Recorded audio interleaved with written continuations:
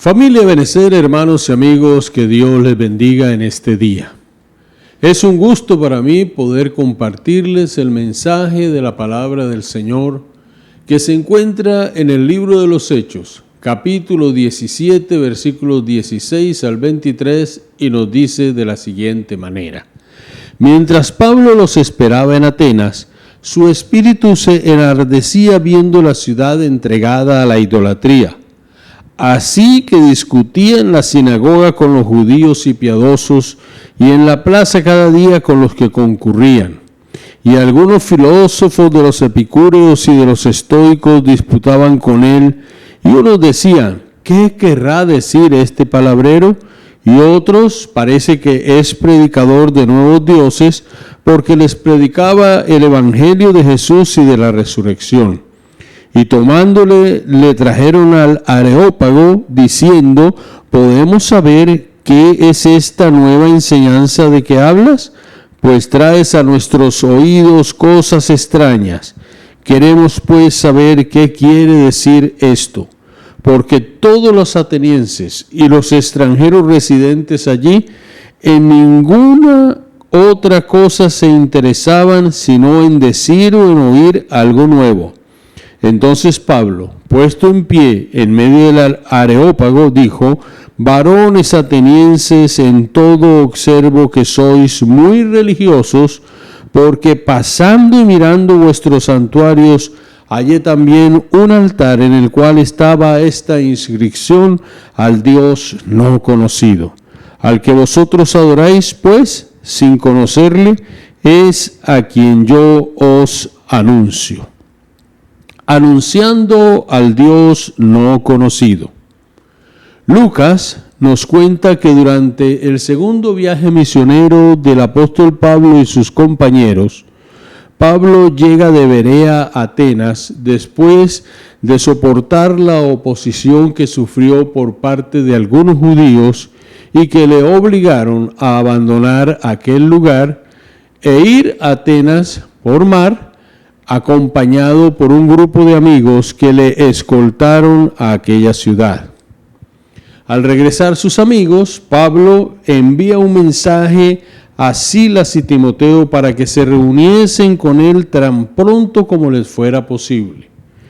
Mantenía Pablo la esperanza de volver a Macedonia, ya que allí había sido llamado para continuar con la extensión del reino del cielo, predicando y para ayudar a levantar a todos los hermanos que en ese lugar se abrieron para escuchar el mensaje de salvación. Atenas era considerada la capital cultural del mundo. Políticamente, Atenas había venido a ocupar el segundo lugar. Corinto era la capital de Acaya, y no obstante, a los atenienses se les seguía atribuyendo la arquitectura y la escultura griegas clásicas, las escuelas de filosofía y el desarrollo de ellas con Sócrates y su brillante alumno Platón, y el estudiante preferido de Platón, que fue Aristóteles. Allí, en Atenas, nació el sistema democrático que seguimos en la actualidad. Ellos inventaron los principios matemáticos y geométricos que siglos más tarde harían posible el surgimiento de la era científica. Los atenienses realizaron la glorificación del pensamiento humano. Fueron muchas y variadas las cosas que descubrieron. La época de oro de Grecia lo tenía todo, pero no era suficiente. Conocían verdades, pero no conocían la verdad. Conocían dioses, los tenían, pero no tenían al Dios verdadero. Ignoraron el mensaje del Evangelio por mucho tiempo. El mensaje que Pablo fue en esta ocasión a predicar, y en años posteriores aquellos hombres que también se acercaron a esta ciudad y llevaron el mensaje de salvación.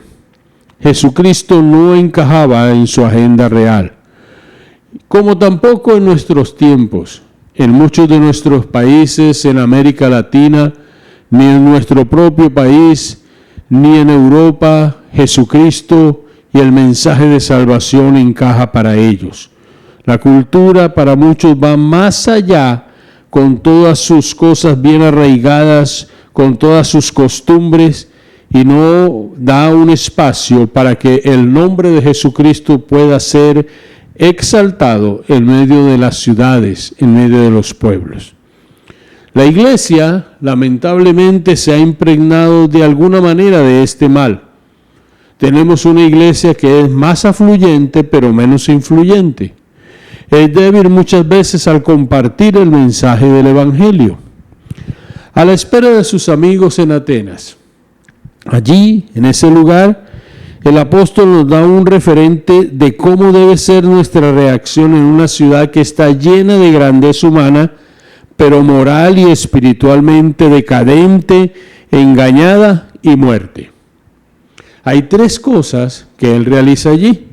Lo primero que nosotros debemos mirar es que Pablo contempla la realidad circundante. Lo segundo, sentir compasión por los perdidos. Y lo tercero, compartir al Dios no conocido. Y nosotros debemos preguntarnos, después de leer este pasaje y de ver al apóstol moverse de esta manera tan especial y verle como nuestro referente, ¿qué nos atrevemos a hacer y cómo podemos llegar a seguir los pasos de Pablo en medio de esta situación en la cual él se encontró?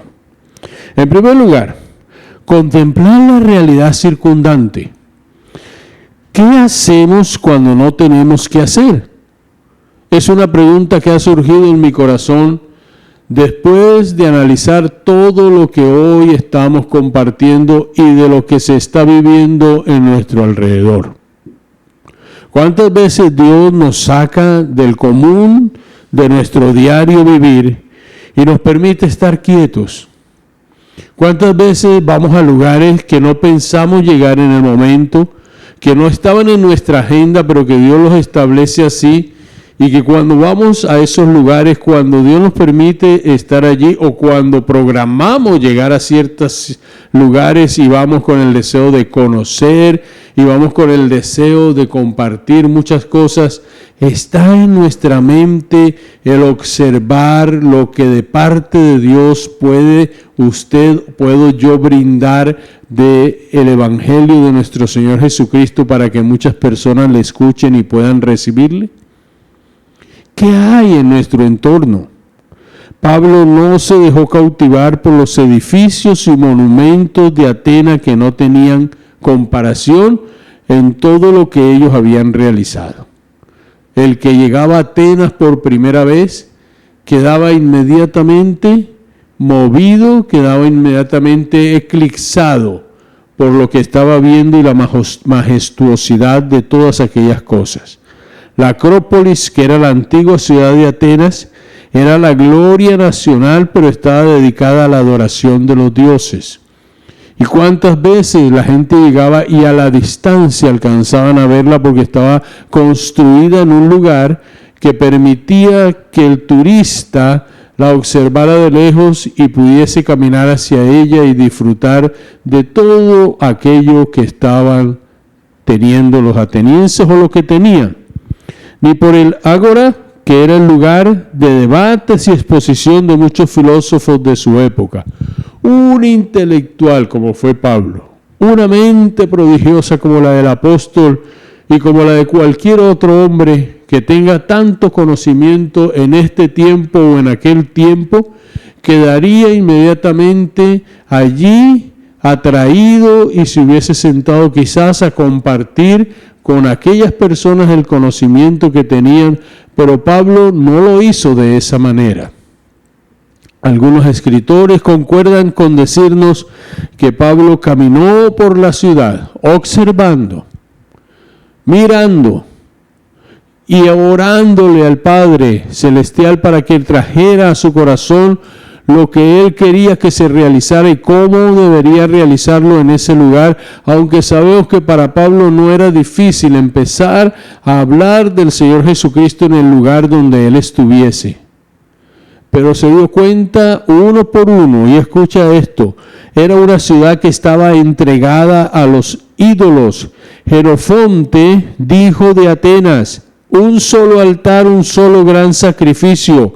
Decía que era más fácil conseguir un Dios que un hombre, porque tenían más de 30,000 estatuas de dioses que formaban una hilera que iba de la ciudad hasta las veredas, que la gente podía ver e inclinarse ante cualquiera de esos dioses, ante cualquiera de esas deidades hechas por manos de hombres, pero que cerraban inmediatamente el cielo para traer bendición sobrenatural sobre sus vidas, porque si algo aborrece el Señor es la idolatría, e incluso cuando uno lee las tablas de la ley o los mandamientos, es el primer mandamiento que inicia diciendo: no te harás imagen ni cosa semejante de lo que está arriba en los cielos ni abajo en la tierra, porque Dios es uno. Al Señor tu Dios adorarás y a Él solo servirás. El edificio principal de la ciudad estaba adornado por la imagen de Apolos. El edificio que albergaba los registros públicos estaba consagrado a la madre de los dioses. Una ciudad que estaba sumergida en sus ídolos. Y en medio de todo eso llamó la atención del apóstol Pablo, y estoy plenamente seguro que el Espíritu Santo lo guió de esa manera como te guía a ti y me guía a mí muchas veces. La cuestión es que Pablo lo supo utilizar. No sé si tú y yo en algunas ocasiones, cuando tenemos una oportunidad de esa índole, la sabemos utilizar, la sabemos aprovechar. Es que él vio un monumento al Dios no conocido. Y este monumento al Dios no conocido no era porque los hombres de Atenas lo habían creado para buscar a Jesucristo o al Dios del cielo. No, ellos estaban invadidos por el pensamiento de la mitología griega, que a cada dios le atribuían una función. Homero, que había escrito la Ilíada, la Odisea, y Publio Virgilio Varón, que escribió la Eneida, fueron hombres que de una u otra manera plasmaron todo ese pensamiento y estaban llevando cada día más y más al pueblo griego a vivir bajo los estándares de cada uno de esos dioses que habían sido creados por la imaginación de ellos. El Dios no conocido es algo que surge 600 años antes que Pablo visitara Atenas. La historia dice que la ciudad había sido abrumada por una peste donde muchos murieron, y un famoso poeta llamado Epímenes quiso calmar la situación y fue al Areópago y soltó un rebaño de ovejas. Y en su pensamiento estaba que donde las ovejas se inclinaran a cualquiera de los dioses o cerca de uno de los templos paganos, allí la oveja iba a ser sacrificada a ese dios o en ese templo pagano para calmar la ira de aquel dios que había enviado tal castigo sobre la nación o el pueblo de Atenas. Curiosamente, la mayoría de las ovejas no se inclinaron donde ninguno de los ídolos ni cerca de ninguno de los templos. Y esto llamó poderosamente la atención de aquel hombre. Entonces sacrificaron las ovejas en un lugar donde no había ninguna imagen y levantaron una y dijeron: al Dios no conocido. En una mente brillante, en una mente espiritual, en una mente de un hombre que amaba a Jesucristo, que oraba por los perdidos, que la pasaba en un sentir y en un clamor por la gente, porque él quería que cada día se añadiesen más personas al reino de los cielos, y que el día que Cristo viniese por su iglesia, o que venga, miles y miles se vayan con el Señor y no a una condenación eterna. Pablo guarda esto allí en su mente y en su corazón, y lo lleva a sentir compasión por los perdidos. Lucas guarda detalladamente cada palabra, la escribe con toda su maestría para decirnos, mis queridos hermanos, que el espíritu de Pablo se estaba enardeciendo. Era enardecido, y enardecido era perturbado, incómodo, tenía dolor de ver a una ciudad entera estaba bajo el poder de las tinieblas. Y muchos de nosotros nos enardecemos cuando alguien nos señala o nos dice algo, o cuando vemos alguna situación que realmente no es trascendental, es decir, que no va a traer un cambio poderoso en nuestro alrededor o entorno o en nuestro lugar donde nosotros habitamos. Pero el espíritu de este hombre que estaba comprometido con el camino, la verdad y la vida, hermanos míos, él sí tenía eso. Enardecimiento, perturbación, incomodidad, pero más que eso sentía compasión por aquellas personas. ¿Nos enardecemos cuando vemos nuestro entorno cautivo? Cuando usted ve a los endemoniados, se enardece en su corazón de ver cómo los brujos y los hechiceros los atan más. Cuando vemos las injusticias sociales nos enardecemos. Cuando vemos la gente caminando por cantidades detrás de ídolos, de imágenes, ofreciendo cosas, castigos, flagelándose, ¿te enardeces o te sientes como si no pasara nada? Y algunos ya nos hemos endurecido tanto que nos da igual lo que a muchas personas les pasa y decimos voy a orar, y ni siquiera a veces oramos. Si oráramos, el Espíritu Santo de Dios nos movería poderosamente y sentiríamos ese enardecimiento, sentiríamos celos por las cosas de Dios. Nos dolería ver a la gente así, porque cada ser humano fue creado a la imagen y semejanza de Dios, y ninguna obra de las tinieblas ni el diablo mismo tiene por qué llevarse las almas al infierno, pero por causa del pecado y de la desobediencia del ser humano, él tiene esa autoridad, a menos que el hombre se arrepienta. Cuando el hombre se arrepiente de su mal camino y busca a Jesucristo, Jesucristo le guarda, y esa persona empieza a ser una nueva criatura y empieza a vivir diferente. Pablo experimentó la presencia de Dios en su vida, y aunque era un hombre celoso por una religión de su época, por un concepto, y manipulaba a la gente y hacía lo que él consideraba un alumno el más aventajado de Gamaliel, se encontró con Jesús y su vida cambió poderosamente, y ahora él anhelaba que todo el mundo pudiese conocer de Cristo. La compasión nos moviliza al cambio.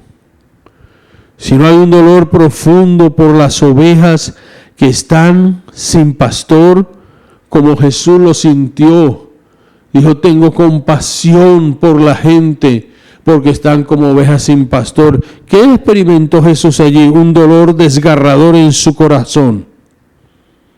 Hermanos y amigos, la compasión no nos deja quietos hasta que nos involucramos para poder ayudar a los demás. No es lástima lo que Dios quiere que tú sientas por nadie, es compasión, es amor, es dolor.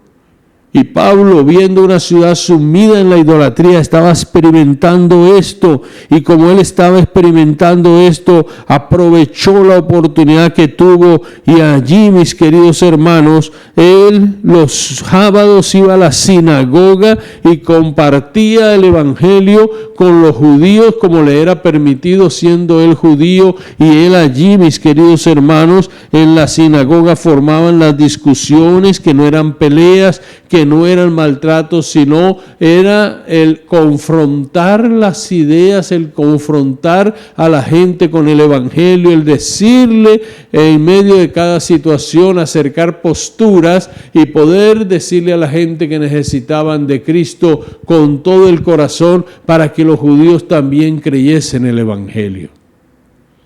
Pablo amaba al Señor y a las ovejas. Cuando tú dices que amas a Dios, si tú realmente amas a Dios, el amor que tú sientas por el Señor tiene que manifestarse por los perdidos.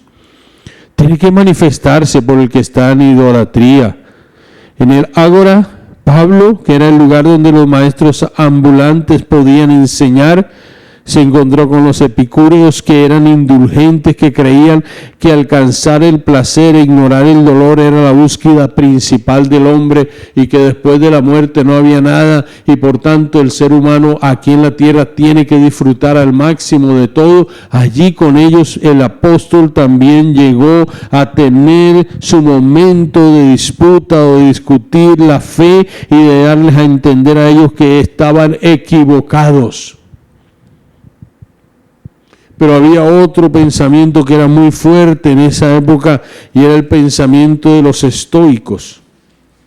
Y los estoicos eran personas indiferentes, creían en el dominio propio sobre todas las cosas, despreciaban el sentir cualquier tipo de emoción que les impidiera vivir con tranquilidad y con seguridad en su corazón. Y ellos llegaron a despreciar a Pablo a tal punto que lo catalogaron como un palabrero.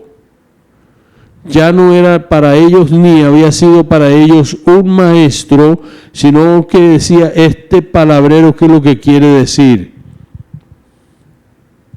Mientras otros decían, este es un predicador de nuevos dioses, porque les estaba predicando el Evangelio de Jesús y la resurrección.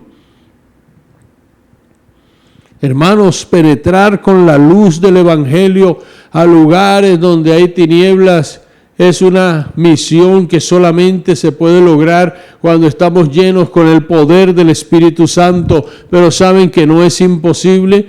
Mientras nosotros estemos en comunión con el Señor, mientras la iglesia, mis queridos, pueda tener un reencuentro con el Señor, la frescura del Espíritu de Dios y la palabra en su vida, el tomar conciencia de quién es Dios, el mirar los principios de la palabra y el llevar a la gente a que se den cuenta la gran necesidad espiritual que tenemos, mis queridos, es lo que más puede necesitar el ser humano.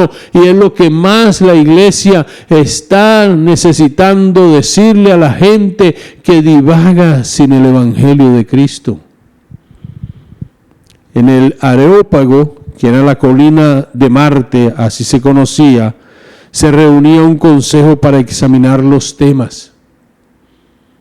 Y no solamente los temas, sino también las credenciales de los maestros visitantes.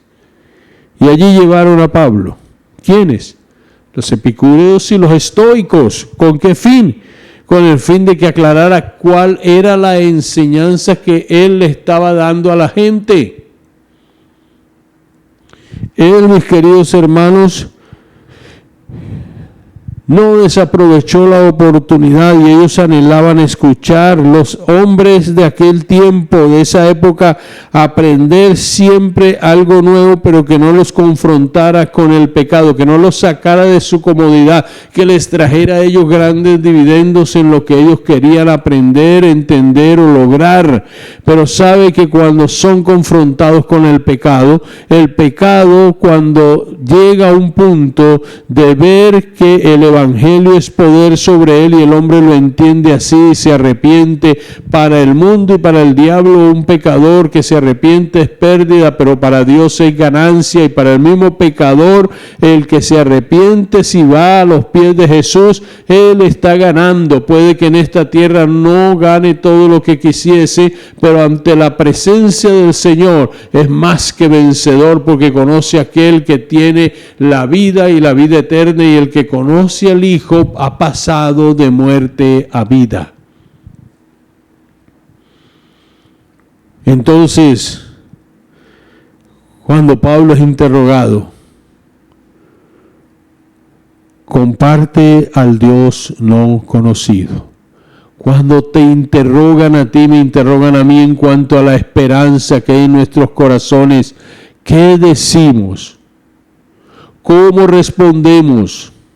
Algunos simplemente responden que son asistentes a una congregación, pero otros tienen la palabra de Dios en su corazón, y cuando se les pregunta por la esperanza que hay en su vida, empiezan a compartir con fervor, empiezan a hablar con ese amor empiezan a decirle a la gente que realmente hay alguien que se interesa en ellos y que les ama profundamente, y que cuando nos acercamos a Él, entonces encontramos lo que el alma ha estado buscando durante toda su existencia terrenal, y es al dador de la vida, a Jesucristo. Dios es la satisfacción del alma. Nosotros, mis queridos hermanos, vemos un hombre que tenía la estrategia. Y esa estrategia es que él empieza diciéndole a la gente allí: en todo veo que ustedes son muy religiosos. Ustedes son personas que verdaderamente tienen una vida que anhelan mantenerla bajo el control de algún Dios. Ustedes son personas que están entregados a una religión. Pero es que la religión no salva, hermanos. Amigo, la religión no salva, salva Cristo. Y Pablo la tiene clara. Pablo está tan claro como Jesús cuando habló con la samaritana allí en el pozo de Jacob, en el capítulo 4, versículos 21 y 22, cuando aquella mujer empezaron a hablar de la adoración y Jesús le dice que el Padre busca verdaderos adoradores. Ay, Señor, pero es que nuestros padres nos enseñaron que en este pozo debemos adorar. ¿Y qué le respondió Jesús a aquella mujer? Vosotros adoráis lo que no sabéis, porque el hombre anhela acercarse a un ser superior, y nosotros sabemos que el ser superior es Dios, porque fuimos creados para adorar a Dios. Y cuando el hombre no conoce a Jesucristo, busca cualquier medio que le dé satisfacción en su alma para poder adorar a algo superior a él. A veces cuando alguien impacta con un movimiento o impacta con su don o talento en las multitudes y en las masas, se convierten en los ídolos del momento, se convierten en las actividades que mueven las masas. Y cuando las masas son movidas por una persona o varias, sea a través de conciertos, sea a través de grupos musicales, a través del mismo deporte que se convierte en la idolatría de mucha gente, entonces el alma del hombre momentáneamente tiene un reposo, una alegría, pero cuando pasa ese momento el corazón puede quedar mucho más vacío. ¿Saben qué pasa? El hombre fue creado para adorar, pero para adorar a Dios, y cuando el hombre se aleja de Dios, adora cualquier cosa que le dé algo a su espíritu de que él no está solo en esta tierra y hay algo superior a él, y cuando no lo consigue plenamente viene una frustración profunda, y solamente conocer al Dios verdadero puede calmar esa frustración tan profunda. Y aquella mujer le estaba diciendo al Señor esto: Señor, es que aquí es donde debemos adorar. Y él le dijo: no, y él no es el lugar, ustedes están adorando lo que no conocen. ¿Sabe qué? El Padre está buscando verdaderos adoradores que le adoren en espíritu y en verdad. Al Dios no conocido. Y el apóstol utiliza palabras llenas de firmeza, pero también de ternura y de amor a todas aquellas personas. Él empieza, mis queridos hermanos, o continúa desde el versículo 23 en adelante a decirle a las personas, miren, versículo 24 al 27, el Dios que hizo el mundo y todas las cosas que en él hay, siendo Señor del cielo y de la tierra, no habita en templo hecho por manos humanas. Ni es honrado por manos de hombres como si necesitase de algo, pues Él es quien da todas las cosas y aliento a todas las cosas, y de una sangre ha hecho todo el linaje de los hombres para que habite sobre la faz de la tierra, y les ha prefijado el orden de sus tiempos y de sus habitaciones para que busquen a Dios y en alguna manera palpando pueden hallarle, aunque ciertamente no está lejos de cada uno de nosotros. Si a usted le parece que Dios está lejos de usted, es la buena noticia. El Señor está buscándote de una manera incesante y permanente, deseando que tú te encuentres con Él para llenar tu vida, para pastorearte, para bendecirte, para ayudarte en todas tus debilidades y flaquezas y permitirte que tú puedas tener una vida nueva. Pero para acercarse a Dios tienes que abrir ese corazón y ser sincero. Pablo les confronta con la palabra. Pablo les habla como debe ser. Pablo a aquella gente le está diciendo: ustedes deben entender que si son linaje de Dios, no deben pensar que la divinidad sea semejante a oro, plata o piedras preciosas o escultura de arte de imágenes o de imaginación de hombres. Porque todos los dioses que ellos habían formado, creado, eran realmente especiales en su belleza, en sus adornos, en su estética. Pero ahí no está Dios. Dios es espíritu. Pero Dios se hizo carne y vino y habitó entre nosotros, en la persona del Señor Jesucristo. Y entonces Pablo va orientando la conversación y les va llevando al arrepentimiento y les habla de un juicio. Amigo que me escuchas, hay un juicio. Hay juicio para aquellos que mueren sin Cristo, serán condenados eternamente. ¿Quién les está condenando? Los hombres. No, les está condenando la palabra que no acepta que estén lejos del Señor Jesucristo. Ya el Padre nos dio el medio y es recibir a Cristo. Es el puente entre el hombre pecador y el Padre Celestial. Ya Cristo pagó por tus pecados y por mis pecados. Ya hoy nosotros podemos disfrutar de salvación y de vida eterna. Y al disfrutar de salvación y vida eterna, nosotros entonces estamos protegidos, blindados por el mismo Dios, y estamos esperando la segunda venida del Señor Jesucristo, que vendrá a la tierra por su iglesia. Escúchalo bien: y bienaventurados los que murieron en Cristo, porque los que murieron en Cristo serán resucitados en un abrir y cerrar de ojos. Se levantarán primero ellos, y nosotros los que hayamos quedado seremos transformados en un abrir y cerrar de ojos. Y entonces Pablo los lleva hasta ese evento magno, cumbre, que es la resurrección de Jesucristo. ¿Por qué los llevó hasta allá? Porque la resurrección trae paz a nuestra vida. A los de su época que conocieron al Señor y a nosotros también. Es el gran privilegio que tenemos en nuestras almas. Es la gran oportunidad que tenemos en nuestros corazones. Pablo está anunciando al Dios no conocido. ¿Estás tú anunciando al Dios no conocido para muchos? O sencillamente decimos: yo respeto lo que tú creas y no me comprometo porque no te sientes, o porque no quieres, o porque no te interesa. Pues si ese es el caso, estamos corriendo nosotros el riesgo de ver a una persona amada o a alguna persona que Dios nos ha puesto en el camino partir a la eternidad sin Cristo. Ya tu familia que no conoce a Cristo conoció el Evangelio a través de tus labios. ¿Estás aparte de orar por ellos, diciéndoles, invitándoles a la congregación donde tú asistes? Ya hablaste con los que trabajas, con las personas, y el lugar donde estás allí laborando saben que perteneces al Señor Jesucristo. Sabe la gente con la que tú estás tratando a diario en la universidad, en el colegio de bachillerato, que tú eres cristiano y que ellos necesitan conocer el Evangelio de Jesús. ¿Es tu casa un lugar donde los vecinos llegan a buscar ayuda espiritual y tú se las brindas?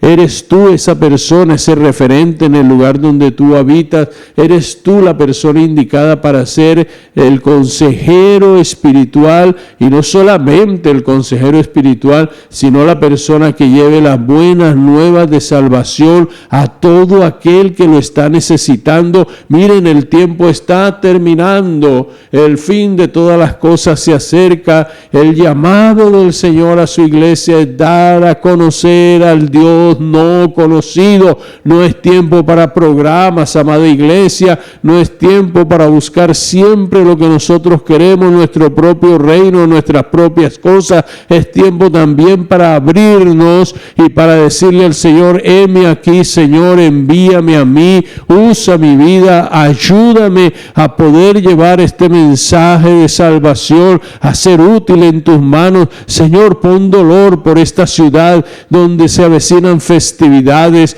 donde se avecinan, Señor, situaciones que no sabemos hasta dónde el enemigo está atando de una manera impresionante el alma de mucha gente. Las personas caminan ciegas, Señor, y tenemos la luz del Evangelio. Ayúdanos, Padre, como iglesia, a poder llevar esta palabra, este mensaje de salvación, y a poder decirle a la gente que hay un solo Dios y un solo mediador entre Dios y los hombres, que es Jesucristo, hombre, y que en ningún otro hay salvación, porque no hay otro nombre bajo el cielo dado a los hombres en el cual podemos ser salvos. No es el mucho estudio, no es el intelectualismo, no son los avances de las redes que nosotros nos van a hacer más importantes, ni nos van a dar toda la paz y la tranquilidad que estamos necesitando. No, ahí no está la solución, amigo. La solución no está en que tengas una nueva esposa o un nuevo esposo. La solución no está en que te divorcies.